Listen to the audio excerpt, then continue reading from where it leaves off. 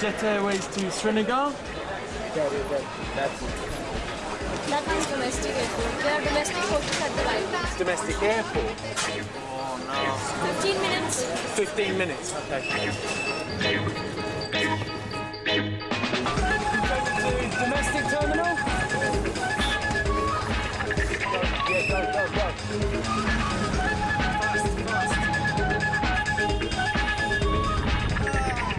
Fast.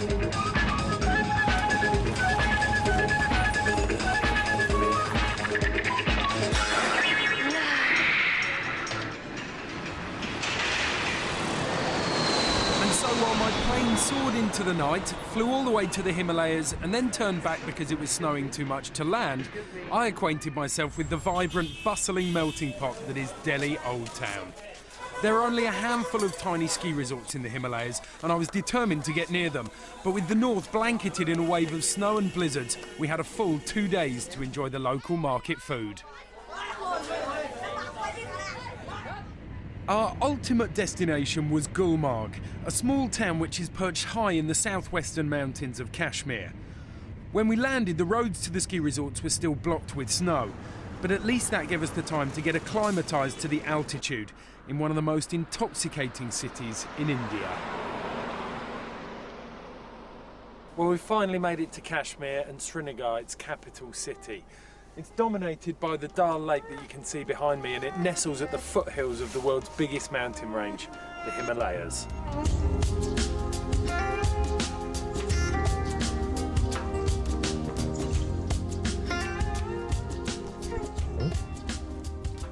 It is a bewitching city, a rough, unpolished diamond framed by awe-inspiring mountains.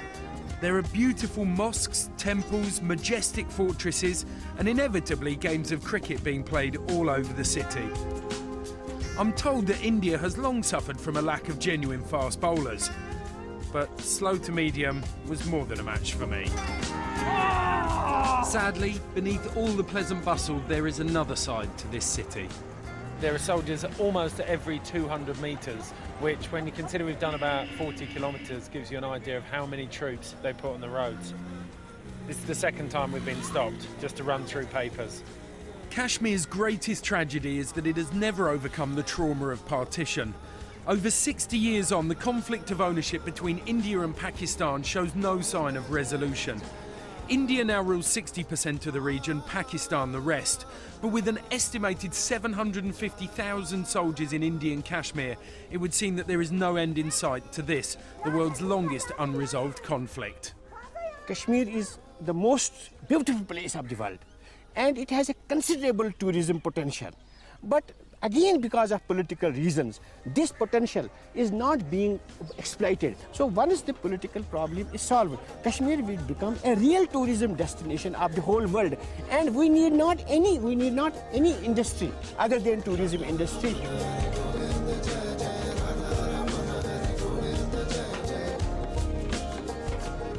Our ultimate destination in Kashmir is Gulmarg, the ski resort. Is this the sort of figurehead of Kashmir's tourism? Yeah, this is one of the most beautiful places of Kashmir, and you will be interesting to know that this is the first place which was promoted by the Britishers in Kashmir, because this was the most favorite tourism destination of the Britishers, and it is called Gulmarg, means the place of flowers.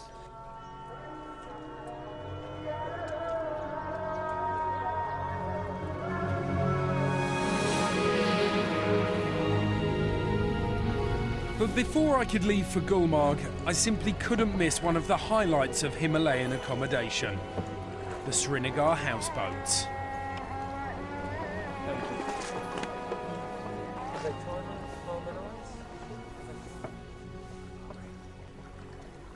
As the British couldn't build on Kashmiri land during colonial times, they had to live on these houseboats.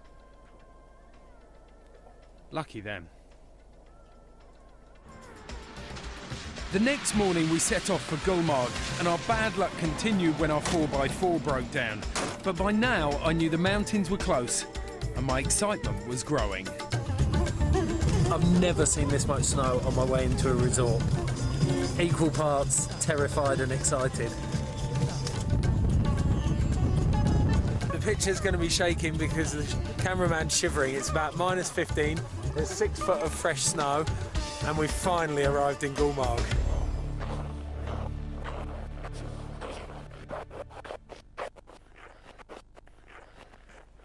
First glimpse of Gulmarg by daylight, and this is what 6 foot of snow looks like in the hotel's front garden.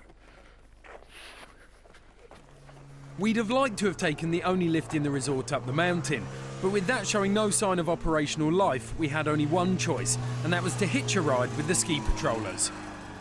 They were going to spend the day with the army, creating what they hoped would be controlled explosions by lobbing sticks of dynamite into powder.